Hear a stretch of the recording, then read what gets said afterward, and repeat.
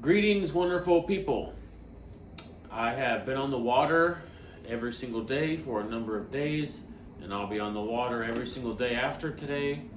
I'm sorry that I'm a few days late posting my video, but I just haven't had opportunity. I do want to continue talking about how the tides impact feeding behavior. The tides in the Sound can be particularly large. They can go from really high to really low in a single day, covering 18 or more feet of rise and fall. Cutthroat are intertidal predators. They specifically target the intertidal zone, below the highest high tides and above the lowest low tides is their preferred feeding time. The tide itself creates a balance, an inverse ratio of opportunity to anxiety. What that means is when the tide height, whether it's flooding or ebbing, is in the intertidal zone, the trout are most comfortable to take the opportunity to feed. When the tide reaches extremes, whether it's an extreme high or an extreme low, it creates anxiety for cutthroat trout. And when they are experiencing anxiety, they don't really care as much about feeding opportunity. The predators for trout, whether they are seals coming from the water or otters, there are increasingly numbers of otters. They must be on a comeback because I see more and more of them every year, which is great. Whether it's seals or otters, or whether it's birds of prey, specifically osprey or eagles, cutthroat trout in the Sound, they seek safety in a foot of water or less. A seal can get out of the water, but he's not hunting in a foot of water. And the same is really true with an otter. The otter can kind of hunt in a foot of water, but not particularly efficiently. Furthermore, birds of prey, whether it's an eagle or an osprey, they don't want to dive in a foot of water. An osprey is very much a vertical diver. Bam! He's definitely not diving into a foot of water. And the eagle, which is their preferred method, is a swoop. They don't want to swoop in a foot of water because if you look carefully, their feet go into the water. And whether you're an osprey or an eagle, a diver or a swooper, a foot of water risks compromising the airframe. And they don't need to take that risk. A seal whether they're marine predators or avian predators, 3 feet and deeper of water is optimal, maybe even 2. But anything less than that presents a difficulty for the predator and a safe zone for the trout. Commonly in the intertidal beach and the intertidal zone, it's sloped, and there's structure there that the fish can use to ambush their prey and hide from their predators. Hiding from their predators just means getting in a foot of water so that it's very difficult and risky to hunt them. As always, I've drawn a basic picture. I'm a little tired because I'm on the water ridiculously. It's awesome, I love it, but it does make me tired. I've drawn a little picture chart to help us understand what I'm talking about. What we've got here is a very simple, because once again, I'm not the greatest artist, a very simple little picture of a typical Puget Sound beach. Good cutthroat beach. Typically, on a good cutthroat beach, you're going to have high bank above it. And the high bank serves several purposes, some of which we'll get into later, but for today, it serves the purpose of erosion and deposition. As the high bank erodes, it deposits structure onto the beach. We've got high bank here, some vegetation that usually stops at the high water line. It'll sometimes go below it in extreme highs, but roughly the high water line. Then you've got this intertidal beach that again is often sloped, and it has rocks on it of various sizes, cobble sizes, and some larger sizes. And often, outside of the intertidal beach is a submerged plain that's much flatter and doesn't have as much structure, and the tide does not go low enough to submerge it. It stays a few feet submerged. It doesn't go low enough to expose this submerged plain. It's always underwater by a few feet. The organisms that live here are different than the organisms that live here. Not entirely, but in general. How does this, and I've got, I've got this water line, generally a -3 tide is around the lowest tides we're going to see in the sound, and around a +15 is generally representative of the highest highs. It does get lower, and it certainly gets higher, but these are fair. As the tide goes up, and if I'm fishing on a beach with high bank, the tide can get high enough here, right, that it reaches the high bank and goes up the high bank up a couple feet. In the same way, the tide can drop extremely low so that almost no, or in some cases no, intertidal beach is submerged. It's all exposed.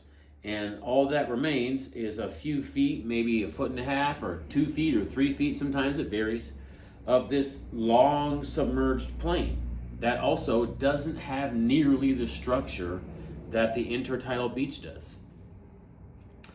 On these extreme instances, these extreme conditions, the fish, well, let me say first, in between these extreme conditions, when the tide is flooding or ebbing on the intertidal beach, it presents a time of opportunity.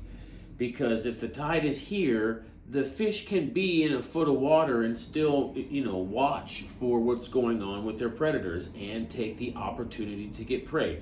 As the tide floods, oftentimes, not all the time, but it's common for the cutthroat to like to press into the flooding tide to take advantage of the organisms that are waiting for the tide to roll up, so that their little critters pop out of their hides and the cuts are right there to nab them.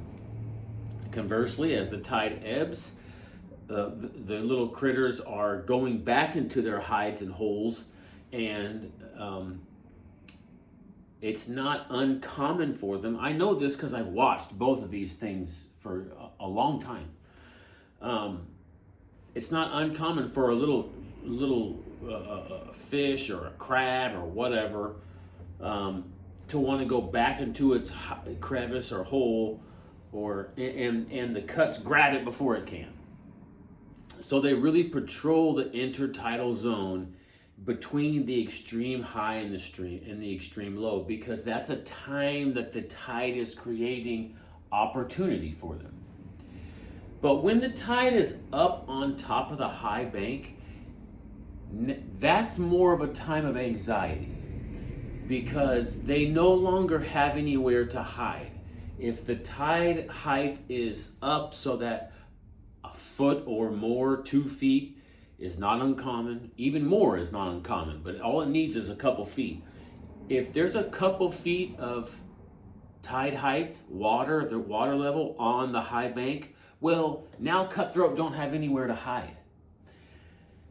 What they will do is they'll get into the vegetation, the living trees and the dead trees, the down trees. They'll get into it for protection. But that creates another problem for them, because they can't see very well. So even if they do have an opportunity to eat, they often, not always, but often will bypass that opportunity for the sake of not exposing themselves. They're way up here because it's safer for them to be up there in the vegetation because they're less spottable by the marine prey. Furthermore, an osprey and an eagle, they're not diving into the tree or swooping into the tree to get the fish. They can't get to the fish. Or if they can, it's really hard. I've never seen it. I have seen many times seals pressing in and chasing up and down cutthroat in the high tides when it's elevated above where the high bank stops on the beach. On the other side of it, when the tide is so low that all of the intertidal beach is exposed and all that's left is this submerged plain, that's probably the highest anxiety that they have because there isn't any over cover and there's no vegetation that's hanging into the water to conceal them. There's this big plain that they have to be aware of. And furthermore, the food that they're they're accustomed to eating, it's all above them. Okay? When the tide is really particularly low, anything can get to them. The birds can see them, and there's not a lot of cover. There's no cover like this, and there's only one particular kind of bottom cover that I'm aware of that they look for, and we'll get into that in another video. But the marine predators can easily get to them if there's 2 or 3 feet of water covering a really long plain. And this is when I most find them preyed upon, is this particular period of time when the tide is very low and the seals love to eat cutties. When the seals can get into this plain, and I've seen seals station 1 or 2 like sentries on one corner or point, and then I've seen them flush cutthroat up and down the beach and eat them. I've seen it many times. When I'm fishing, I specifically avoid the high anxiety times of the tide, and I target the high opportunity times for 2 reasons. They don't typically take opportunity during times of high anxiety. It is an inverse relationship. They're not very concerned with feeding while they're concerned with staying alive.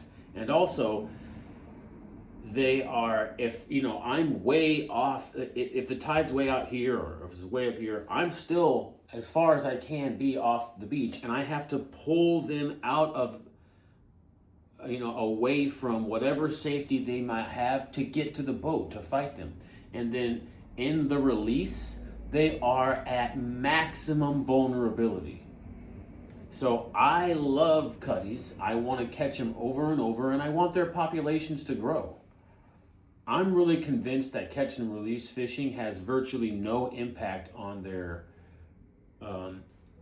catch and release fishing can be performed, or we can achieve an ethic in catch and release fishing by the way that we fish and how we build our flies and how we fight fish, so that we have virtually no impact on the fish. Rarely, it is so rare now that I've done this for a long time to catch a fish that has a bleeding problem. I specifically design my flies to not be swallowed deep, but to be hooked in the edges of their mouth, and it works. And again, we'll get to that in another video. When I'm targeting cutthroat, I am waiting for this to go down so that the high bank is exposed, not submerged.